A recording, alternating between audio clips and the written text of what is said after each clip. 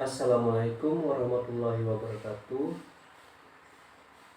Saya Tegar Masyara Akbar dengan NIM B1B1 22058 dengan mata kuliah Tata Kelola Keuangan Pemerintahan dengan dosen pengampu yaitu Pak Alfa Beriansyah, SIP MIP. Baiklah, di sini saya akan mempresentasikan hasil kerja saya yaitu tentang materi pengelolaan keuangan negara di Indonesia atau APBN. Latar belakang pengelolaan keuangan di Indonesia. Yang pertama yaitu tentang masalah korupsi. Korupsi menjadi salah satu faktor utama mengapa pengelolaan keuangan negara perlu ditata ulang. Hal ini juga menjadi prioritas pemerintah ketika melakukan reformasi. Yang kedua yaitu adalah kondisi ekonomi di Indonesia. Kondisi ekonomi Indonesia yang fluktuatif memerlukan pengelolaan keuangan negara yang baik agar anggaran dapat dipakai secara efisien. Pengelolaan keuangan negara adalah keseluruhan kegiatan penjabat pengelola keuangan negara sesuai dengan kedudukan dan kewenangannya yang meliputi perencanaan, pelaksanaan, penatausahaan, pertanggungjawaban, dan pengawasan. Perencanaan pengelolaan keuangan di Indonesia. Yang pertama itu ada RPJP atau Rencana Pembangunan Jangka Panjang. Yang kedua ada RPJM yaitu Rencana Pembangunan Jangka Menengah. Yang ketiga ada RKP yaitu Rencana Kerja Pemerintah. Yang keempat ada KUA adalah dokumen yang disusun Sekda sebagai acuan penyusun APBN atau APBD. Yang selanjutnya yaitu PPAS adalah dokumen yang merinci alokasi anggaran. Selanjutnya ada nota kesepakatan atau kesepakatan berunding. Selanjutnya ada RKA SKPD atau dokumen perencanaan anggaran. Terus ada RAPBN adalah rencana anggaran pendapatan dan belanja negara. Dan yang terakhir itu ada APBN atau anggaran pendapatan belanja negara. Sistem penganggaran negara di Indonesia. Yang pertama ada sistem anggaran berbasis kinerja yaitu mengukur kinerja setiap program dalam mencapai target yang diinginkan. Yang kedua ada anggaran pendapatan dan belanja negara atau APBN, merupakan mekanisme penetapan kebijakan fiskal dan alokasi anggaran untuk memastikan pembangunan nasional terlaksana sesuai dengan prioritas nasional. Yang ketiga ada alokasi anggaran. Penetapan alokasi anggaran sesuai dengan prioritas pembangunan nasional seperti pendidikan, kesehatan, infrastruktur, serta pembangunan daerah dan desa. Selanjutnya ada pelaksanaan pengelolaan keuangan di Indonesia. Yang pertama ada rancangan SKPD, yaitu rincian sasaran yang hendak dicapai. Yang kedua ada proses verifikasi adalah penyerahan rancangan SKPD.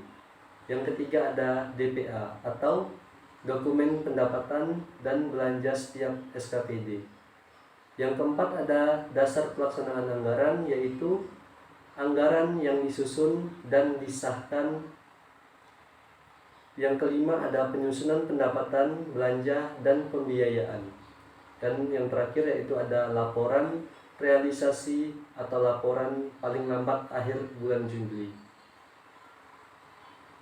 Selanjutnya materi tentang penatausahaan pengelolaan keuangan di Indonesia. Penatausahaan pengelolaan keuangan negara adalah langkah kunci dalam menjaga transparansi, akuntabilitas, dan integritas dalam penggunaan dana publik. Penatausahaan pendapatan adalah proses pencatatan sumber pendapatan negara. Yang kedua ada bendahara penerimaan, yaitu bertanggung jawab mencatat penerimaan negara. Yang ketiga ada bendahara pengeluaran, yaitu yang bertanggung jawab mencatat pendapatan negara. Selanjutnya ada kekayaan dan kewajiban tentang kas umum, utang piutang, investasi, dana cadangan, dan lain-lain. Selanjutnya yang terakhir yaitu ada akuntansi keuangan, yaitu organisasi publik untuk mencatat, melaporkan, dan mengelola transaksi. Materi selanjutnya yaitu tentang pengawasan dan akuntabilitas pengelolaan keuangan di Indonesia.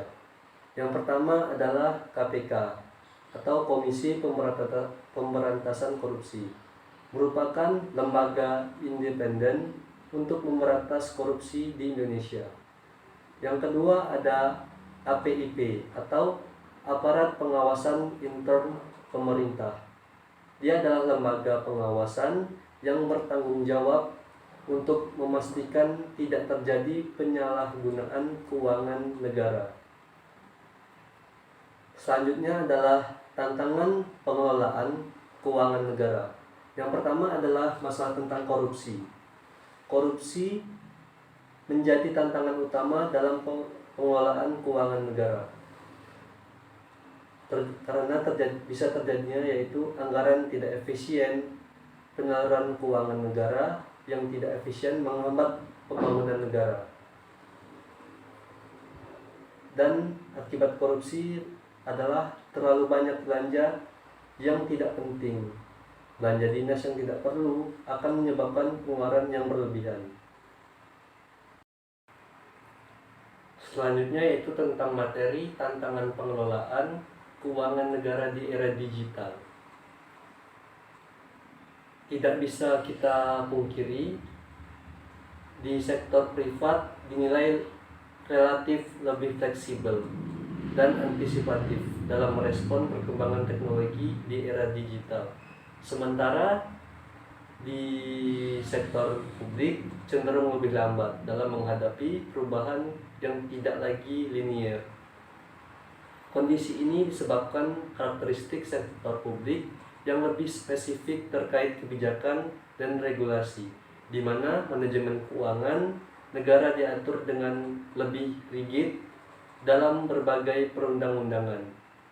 Benturan antara inisiatif baru dan regulasi dan prosedur kerap terjadi, sehingga menghambat efisiensi dan efektivitas keuangan negara.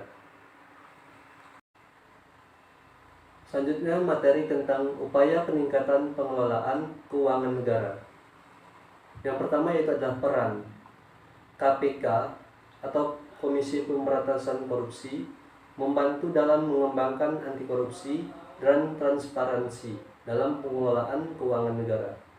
Yang kedua ada pengaplikasian teknologi. Penggunaan teknologi membantu mempercepat dan mempermudah dalam pengelolaan keuangan negara. Dan yang ketiga ada sosialisasi. Sosialisasi kepada masyarakat terhadap program dan anggaran dapat memperkecil tingkat korupsi di Indonesia. Yang terakhir yaitu tentang kesimpulan. APBN adalah suatu daftar yang merinci secara sistematis tentang sumber-sumber penerimaan dan belanja negara yang berlaku pada satu periode. Fungsi APBN sendiri terdiri atas fungsi alokasi, fungsi distribusi, fungsi stabilisasi, otorisasi, dan fungsi perencanaan dan fungsi regulasi. Tujuan APBN adalah menjadi pedoman dalam penerimaan dan belanja negara dalam rangka mewujudkan dan meningkatkan kemakmuran di masyarakat. Sedangkan mekanisme penyusunan APBN diawali dengan menyusun rencana APBN oleh pemerintah yang diajukan dan dibahas oleh DPR dan ditetapkan dengan undang-undang dan pelaksanaannya dikuatkan dengan keputusan Presiden. Baiklah, sekian dari materi tentang anggaran pemerintah keuangan negara. Apabila ada kata-kata yang salah mohon dimaafkan. Saya akhiri, wabillahi taufiq wal hidayah. Wassalamualaikum warahmatullahi wabarakatuh.